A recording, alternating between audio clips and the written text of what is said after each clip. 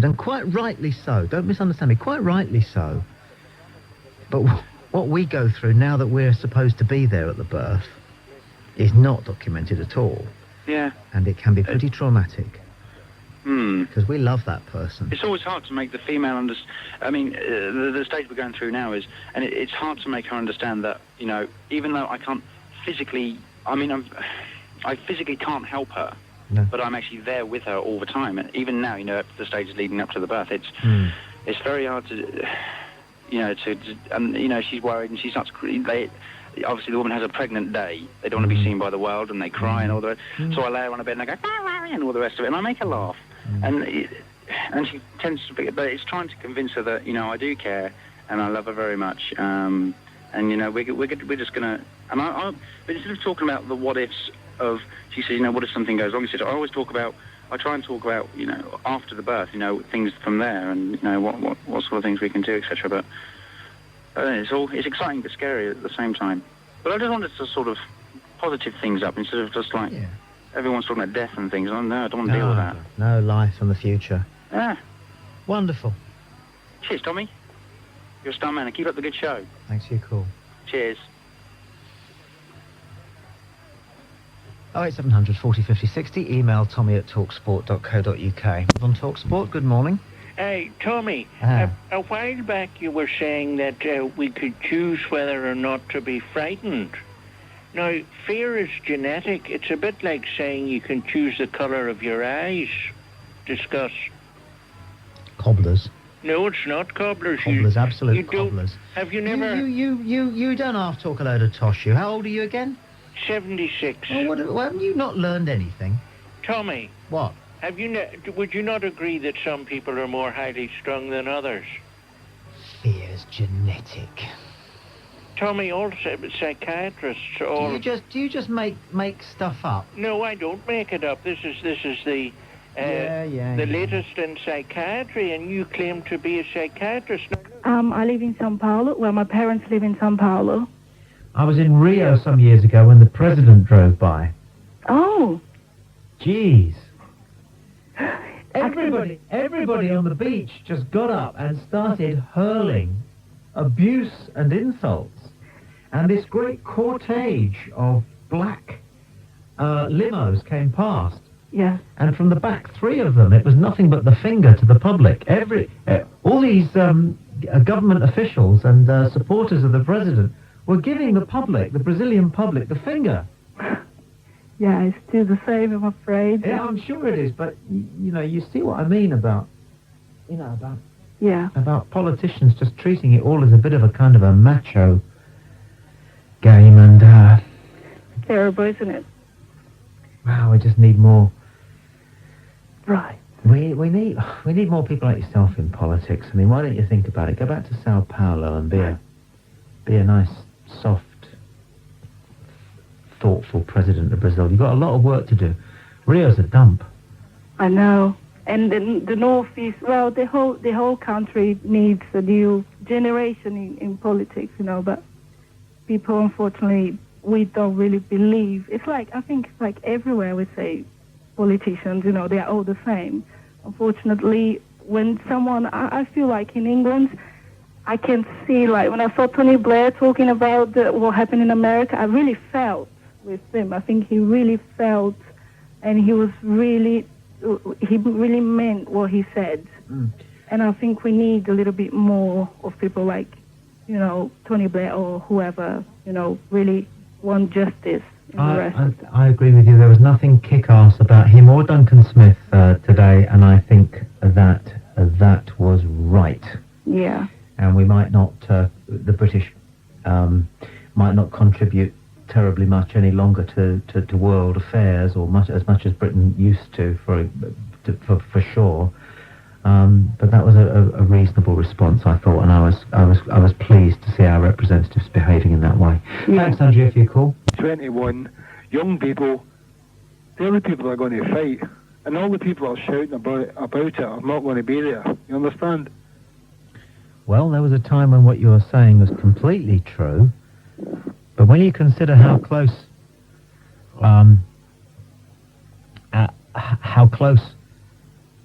those people on Tuesday got to the Pentagon, perhaps the White House, perhaps Camp David, I begin to wonder whether anybody isn't in the front line. But they're not. They're not going to be in the front line. The people that are making the noise aren't going to be in the front line, are they? Well, as I said, I mean, you must accept the point that I've made. The front line now is not like the front line during the 1418 war. The front line now isn't even like the front line was in the Vietnamese war. There is no front line. There is no back line. It's not like it used to be when Haig used to send, written dispatches, and a guy on a horse would gallop 20 miles to the front line, and that was the start of the battle. It's not like that anymore, is it? They are in the front line.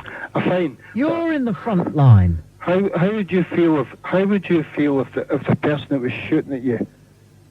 You see my point? Yeah, I do. I understand what you're trying to say. I'm not trying to say anything. I'm telling you that we're all in the front line.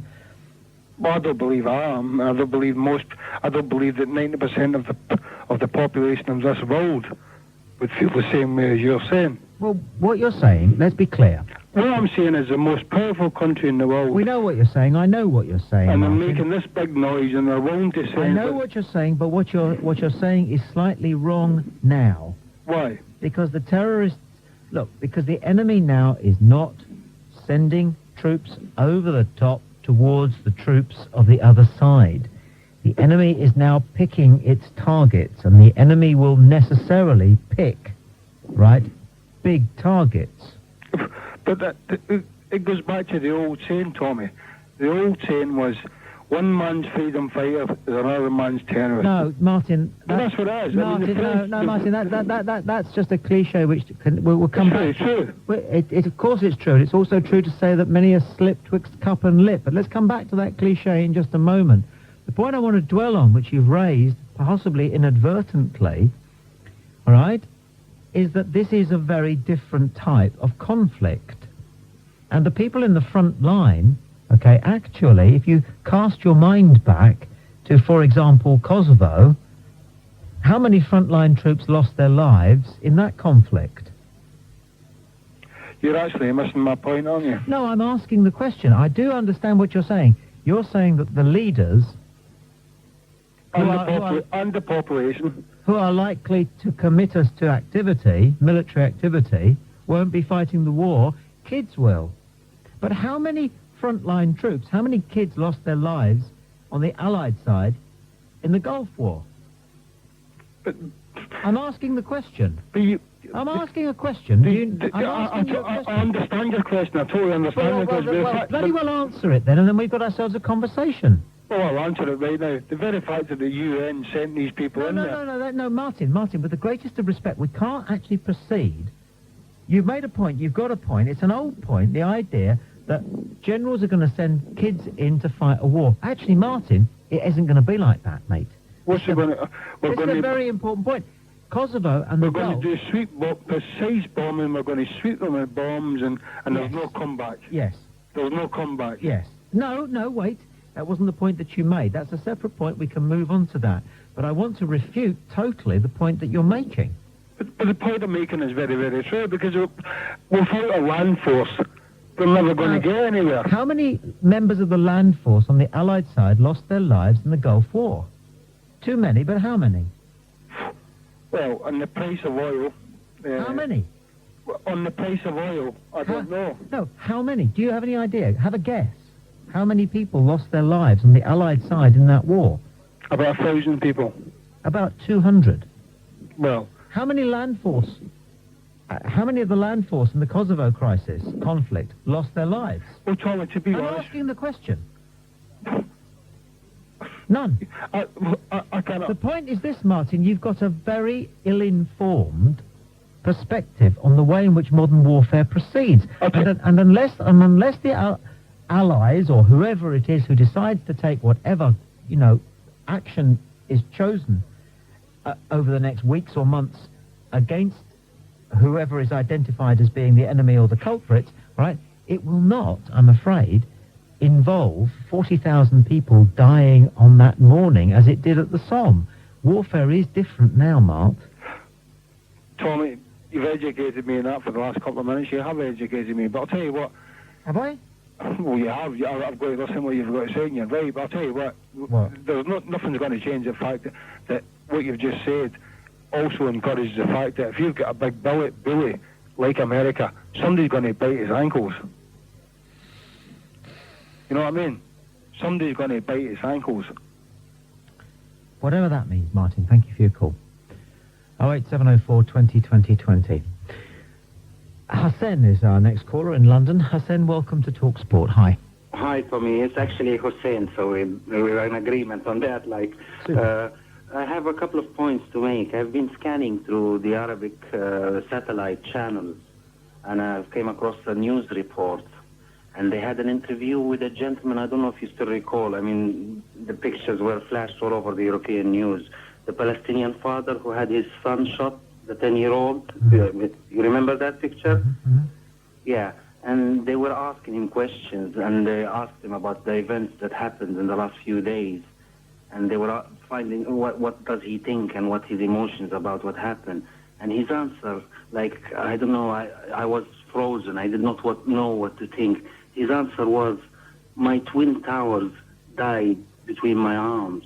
It translated from Arabic, literally. And it was extremely poignant, and very touching.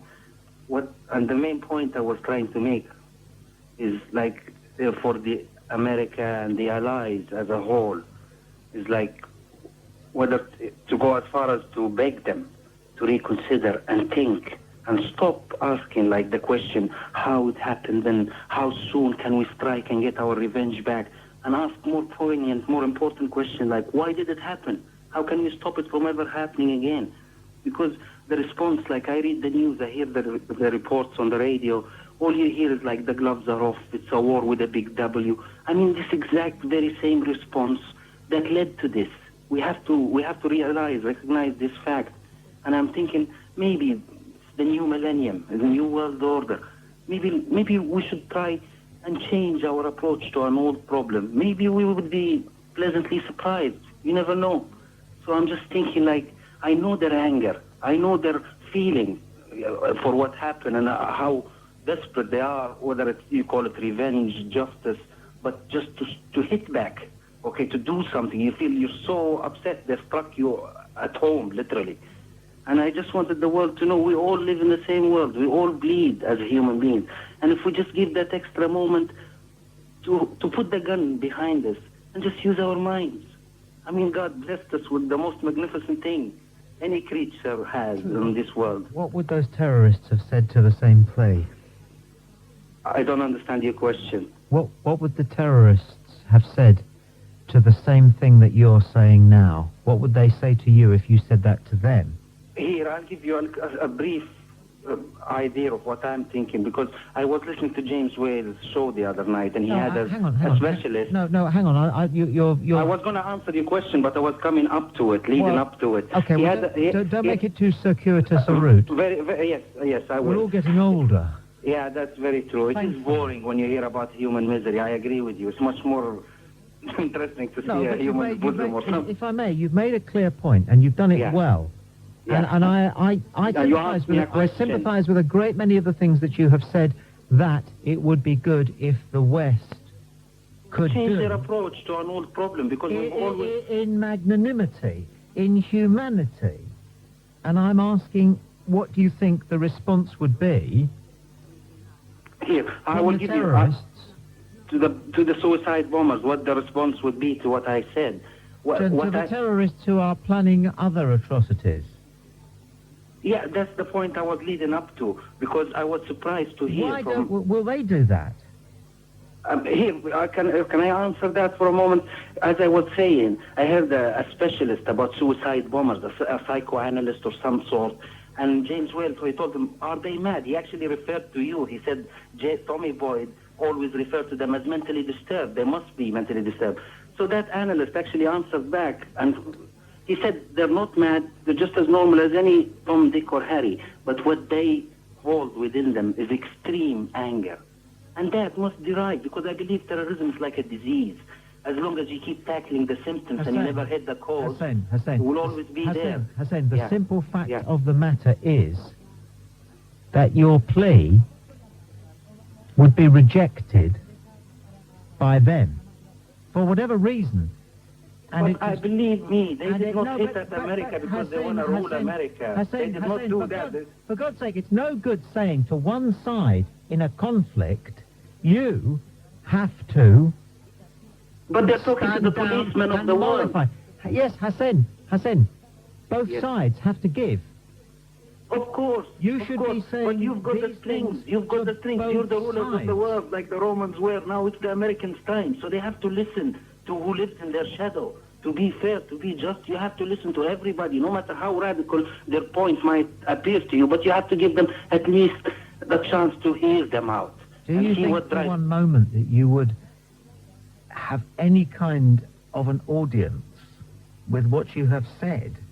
I don't think these people I do it haven't for a finished the hobby. Something bloody must drive sentence. them. Excuse me, I haven't finished the bloody Yeah. sentence. Okay, I'm sorry. Do you think for one moment the things that you have been addressing Yeah, to the White House and their allies yeah. about why they should perhaps turn the other cheek? No, I did not say that. Take No, a well, step back well- and have a different approach to striking. Maybe Okay, all discuss right, and all right. listen and... All right, yeah, okay, all right. Then in that case, well, what you said, fine. Yeah. Right. Do you not understand that we, listening to what you have said, Yeah. recognize that you're able to ask, the only reason you're able to ask the West to do that is because they might. Because they do have that power. They do have that... No. It's not because they might. They hold the strings. It's their power that's ruling. If that's the whole point. They're fighting against, literally, the United States are the rulers. I've heard it so many times referred to as the Yes, but policemen of the world. not only So that the- policemen but have they're to be not only just. the rulers. Yeah, well... They have to be just. You cannot, break the law. I mean, who would you run to if the policemen are corrupt or they side with Who one indeed party or would we the run to other? if the police... The hippies, no doubt, has said. Now, listen to me. Listen. Yeah. Look. There is no way, all right, that you would even consider making this request. That's not what I'm doing, Tommy Boyd. Jesus, I mean, if you're going to keep interrupting me, then I'm not having a conversation with you because I think you're not paying any attention. No, I'm listening. I'm listening. No, the hell... Yeah, but look, you're trying to get somebody to listen, and you won't bloody well listen yourself, will you? No, Now because shut you're up. deviating away. No, look, either you listen, like I listen to you, and we all listen to you, or that's the end of you on the radio tonight. No, but don't put words in my mouth. That's all I ask. Oh, go away. I'm sorry. Oh, we can't do this. We can't do this. If we're going to listen, if this switchboard is going to make itself available to everybody who wants to make a point, we will listen. That's to say, the people here at Talksport, and indeed you, we're happy to listen. But then, it's my job to say, then listen to this, which is the other side of the coin. This is what people will be saying back at you. It's my job to say that people will be reaching for the phone. They'll say this back at you. You have to then just listen to that. You have to listen to that. Because if both sides can't listen, and this is the point that this man Hassan is trying to make, if people won't listen and if people won't hear what the other people have to say and hear another side of it, then what are we doing? We're condemning the planet to another 1,000 years of what's gone before. And what is that? What is it but religious persecution, religious war, territorial war, persecution, attempted annihilation, thwarted holocausts, and we don't want that. So we all have to state our case and then shut up and listen. Okay, am I still on the air? Yeah, you are, but the only reason we didn't hear you interrupting me was because I switched you off. Okay, fair enough. I apologize for that. I was just trying to make my point clear. So I know what point you're trying to make. But what I really fear this is the final point I'd like to make if you allow me. What I'd like to fear is the anger of the United States with all its might. It could really do some serious damage. And I feel like running after this Osama bin Laden, you might get him and fry him up and do whatever. Strike Afghanistan, and we think we've all seen it in the news report. It's war-ravaged country with few bombed-out towns and villages. I somehow feel that would not just quench the hunger or the anger of the Americans. It's like a lion devouring a canary. And I'm really worried that lion, in its moment of anger, it does not claw any innocent people in the process. All right, fella, that's fair enough. However, I know a bit more about canaries to know that they don't do that kind of thing. Thanks for your call. 08704 20 20 20 is the number. You can email the show by going to talksport.net. No. I mean, you know, it's just worth thinking through. The people who make up their own morality, which is what atheists do, Yeah. a lot of them get it wrong, and a lot of them, you know, are lousy. But they don't have any organised organisation which is responsible for the kind of fanatical lunacy Yes.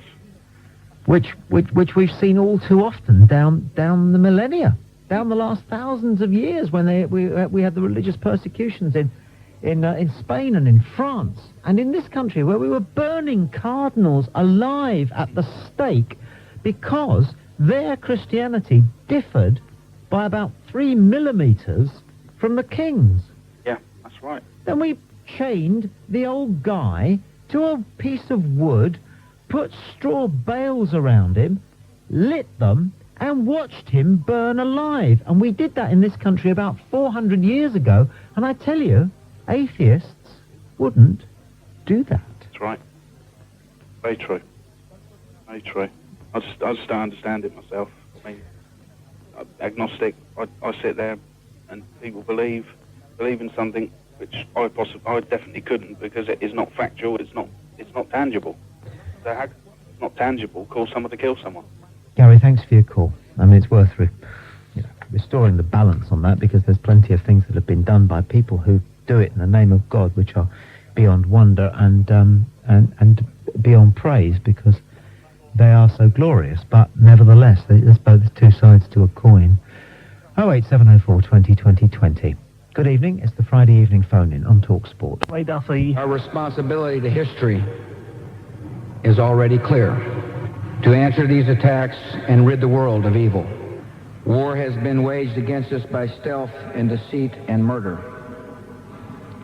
This nation is peaceful, but fierce when stirred to anger. Words from George Bush capturing the spirit of America tonight. I want you all to know that America today is on bended knee in prayer for the people whose lives were lost here, for the workers who work here, for the families who mourn. This nation stands with the good people of New York City and New Jersey and Connecticut as we mourn the loss of thousands of our citizens. 2-6. That's the latest news and sport from the Sky News Centre. Our next scheduled update is at 2. On 1089 and 1053 AM, this is Talk Sport. Black nose cones, so that's all right then. Carry on with the Grand Prix. Yeah. It's hard, isn't it? Working out how to do it and when to do it and when to go forward and how to respect it and so forth. So on Thursday, my youngest son was just distraught, not well, headachy and tummy achy, and I think just the world had got to him. He's 11.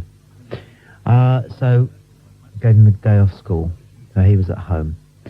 My wife and her family, they won't mind me mentioning, my wife's father was killed in an airliner which was blown up by terrorists some years ago. She doesn't know where he's buried. It's a big, huge sort of whole thing, cloud, big sort of black dog in the house all the time, especially when you get an event like this. So we were kind of just doing our best, as everyone was, but those were our sort of circumstances. So I said to my youngest boy, okay, don't go to school. If you're not very well, don't go to school. Talksport rang and said, could I work the Thursday afternoon? I said, I've got family not well, and Talksport said, that's absolutely fine. Priorities. Family's family. That comes first. Work comes second, of course. I have to say, this company got it right in lots of ways, in the way in which they've dealt with this most demanding of news agenda, in lots of ways. I say that in all honesty. But where was I? Oh yes, so my boy's got the day off, and I'm with him, and he's on. First of all, he's on the sofa and he's under a blanket, and I said to him, "Are you all right?" And he said, "Yes, Dad." And the television was nothing but these pictures, and he was clicking around it, and it wasn't a good thing, and I needed to get him out of the house. So I said, do you fancy a little game of golf? So we did. And we are coming up to the 9th, which is a par 5. He's 11. He likes golf. You know, he's not going to be Tiger Woods, but... And there's some people on the green. And he's about 170 yards from the green. I'll explain what all this means if you don't know anything about golf, but if you do, you'll get all this. And I looked away to my ball, which was way off in the rough, and I went to look for it, and he'd swung, and he'd hit it, and he'd hit his ball, and it landed about 50 yards short of the green, and then rolled up to about 15 feet from the green.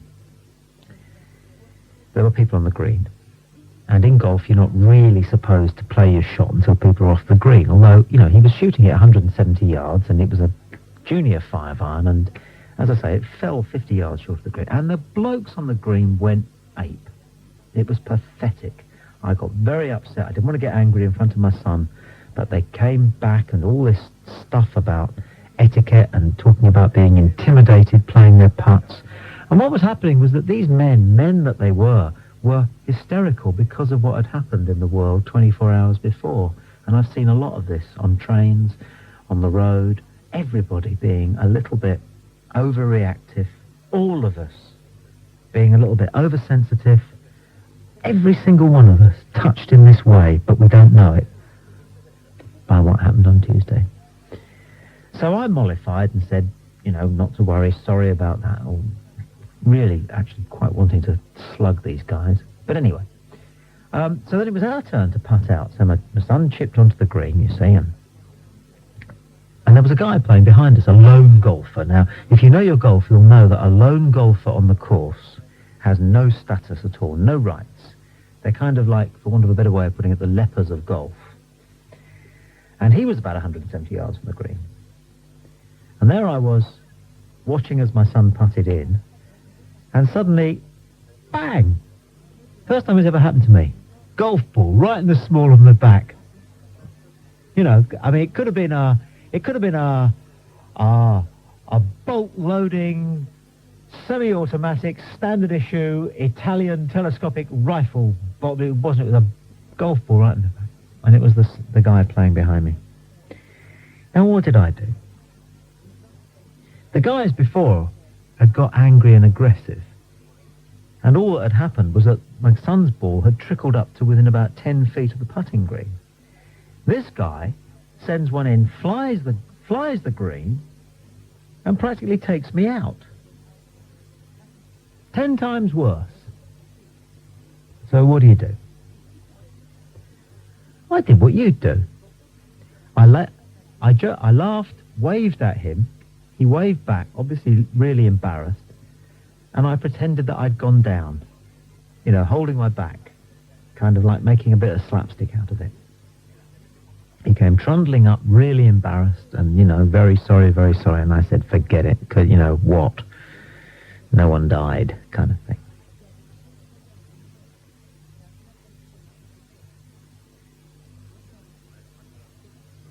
Set my boy a good example, didn't I think? See what I'm saying?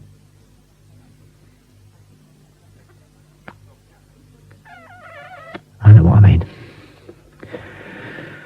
08704 20 20 20 is the number. You can email us, talksport.net, click the button that says email the show. You can text message, it's 81089, you need to be with Vodafone. Robert is our next caller in South Wales. Hello, Robert, welcome to Talksport.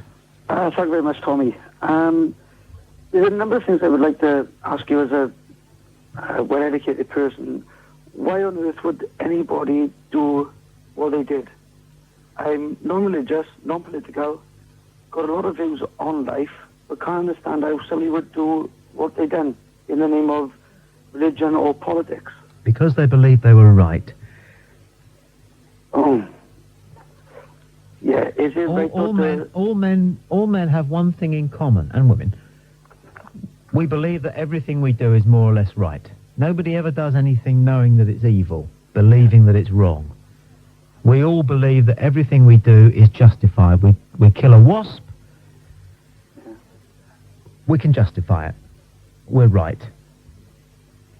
Right, yeah. And whatever they thought would be the benefit or the outcome of that most heinous and, catastrophic atrocity, they believe was right. Yeah, I understand what you're saying, and if somebody's own belief is that, but I find it very hard to believe. Like, I got a lot of Asian friends, as well as friends from Jamaica, Welsh friends, gay friends, lesbian friends. I don't think what they do, is harming anybody, but why should they don't push themselves on other people either? Do you understand what I'm saying? Is if you got your beliefs, you believe them. You don't try and force them on other people. So why killing thousands of innocent people would make what they believe right? Well, they're not trying to persuade anybody. I know. They're not trying to persuade anybody to believe something different from what they believe. They're not trying any form of persuasion at all. They're trying coercion. And interestingly enough, of course, the Allies are not going to try persuasion back. Yeah, but is that right also?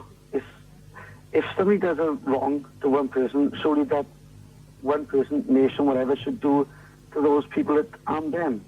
Now, if it does go into conflict, which 99% is going to, why should other innocent people die for other people's beliefs? I don't think there'll be much conflict about it, Robert. No, I think that my concept of the term conflict involves two sides with some sort of proximity between the potential of each of the sides. I can't see there being much of a conflict in what's anticipated. No, obviously, yeah, but we're talking about, as one American caller to Talksport said to me on Wednesday, he said there's going to be a lot of very big holes in the ground. That's what may well happen. Yeah, with a lot of innocent people filling those holes in the ground as well, Tommy, isn't it? Well, I was always told that, it's funny. Obviously, two wrongs don't make a right. Well, I forget that. And that's too simplistic. That's too simplistic to be any kind of a way to live your life. That's too simplistic. Life is more complex than that. If you find yourself wanting to live by such catechisms, then the best thing to do really is to opt out. I'm not saying you do. I'm not opting out at all. It would be pleasant to do that, but I'm afraid life is not so complicated that something can be seen as clearly wrong and something else can be seen as clearly right. Life, it's far more complicated than that. Let's go back to an example I mentioned. You kill a wasp. Is that wrong or right? Yeah, no. See my point? Yeah. That's killing a bloody wasp. Yeah.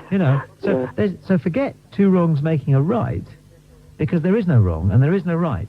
It's all by degree, and that degree actually changes according to the perspective from which you view it. Right. Like I said, I did, when I first came on the program and spoke to the operator, I did specify that I'm non-religious, non-political. I just wanted to know from an intelligent person like yourself, obviously you've had a lot of conversations with a lot of people from a lot of religions. Why, what is going on kind of thing? Why do people do this kind of thing? Well, it's always been going on. I know, the first time something like this has but like you say, that's religion, but there's a lot of things that have happened to a lot of other religions through the times and whatever. I know it's still an ongoing problem with the Catholics, Protestants, Islam, whatever. You know, what is going on kind of thing? What is going on is what's always been going on. It was going on when you were a boy. It was program. It's in black and white, and it was called Richard the Lionheart.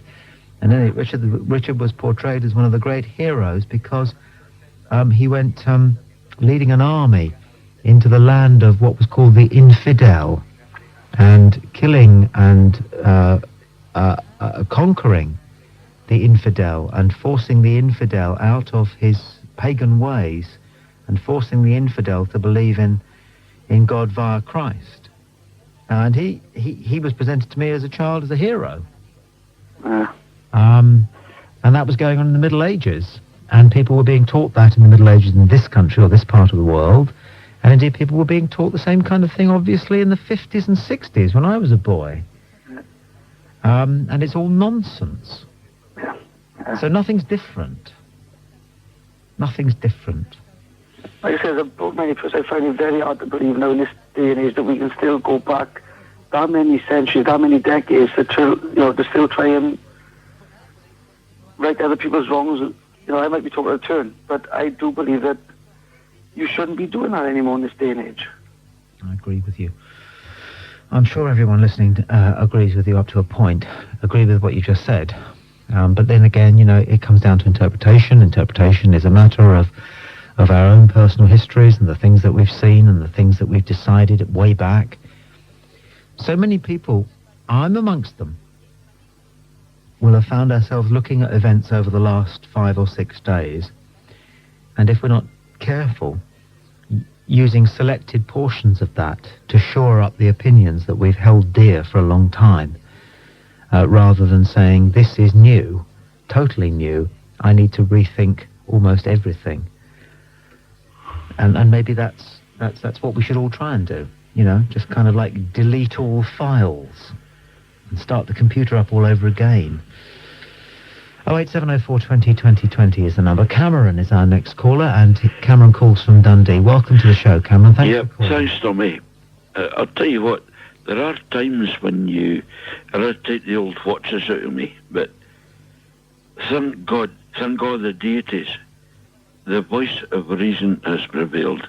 And Tommy, I wanted to phone you up, call you up, and thank you for that. And that's all I've got to say, okay? Bye. All right, mate. Thanks a lot. Couldn't do it without you. 08704 20 20 20. Cameron in Dundee. Margaret's on the line now from London. Margaret, welcome to Talksport. Oh, good evening. Hi. I want to be short and sweet too, and I'm sympathising so much with the Americans at the moment. Not because of their principles or anything, but because of the disaster, you know. And you know they call New York the Big Apple. Well, I think somebody's taking a big bite out of the Big Apple and you're going to choke on it. Okay, Margaret, thank you for that. Jackie's the next caller in London. Hi, Jackie, you're on Talksport. Hi, Tommy. Hello. I'm really sorry what you were saying about your father-in-law and the terrorists. I'm really sorry about that. I just wanted to raise it. I think a lot of people ring you are thinkers. I'd like to think of myself as one. That's why we listen to your programme. But I like the thinkers to listen. I like the non-thinkers to call. Oh, I'll have to think about that. No, tonight you're excused. Thanks. But the only thing I'm having this thought that's puzzling me, and I want to share it with you, and that is that, we seem to be agonising. It's absolutely terrible what's happened, of course, but one of the things that occurs to me is that we don't really know what these people wanted to achieve. It strikes me that people who want to risk their lives in this way and commit suicide, I feel very angry about a lot of things. I confess to being probably sympathy with Marxism, and I believe everything's down to economics, and I don't necessarily think it's all to do with religion, or probably think that a lot of problems with the different religion facets are to do with poverty and economics. But I can't understand why these people did this and didn't leave a clear message. Because what they did, some people are saying was an act of genius. I mean, that's a terrible thing to say. But there's so much involved in it, in the fact that, for example, perhaps we should be thinking about land. Originally, we were told that there were 50,000 people that have been killed, and it's absolutely unbelievable, hard to accept that there's supposed to be 5,000, but that's something better than it was on Tuesday and Wednesday, I suppose, but just terrible anyway. If you want to stop it, surely thinking people should be able to look at the whys a bit more. I'm not sure I know exactly what you're trying to say, except that, like everybody else, myself included, you're upset, and your sensibilities have been rubbed raw. Jackie, I don't think the number of American dead was particularly important. I might be wrong. To the perpetrators of what happened on Tuesday, I think they wanted to see themselves as striking at the most potent symbols of the two most important support legs of American omnipotence, military and economic power. They didn't. I don't think they flew their planes. I don't know. In a sense, I hope they didn't fly their planes into men, women, and children. They flew their planes into capitalism and commerce. Right. Of course, that's crap, because capitalism and commerce won't be in the slightest bit damaged by what they did.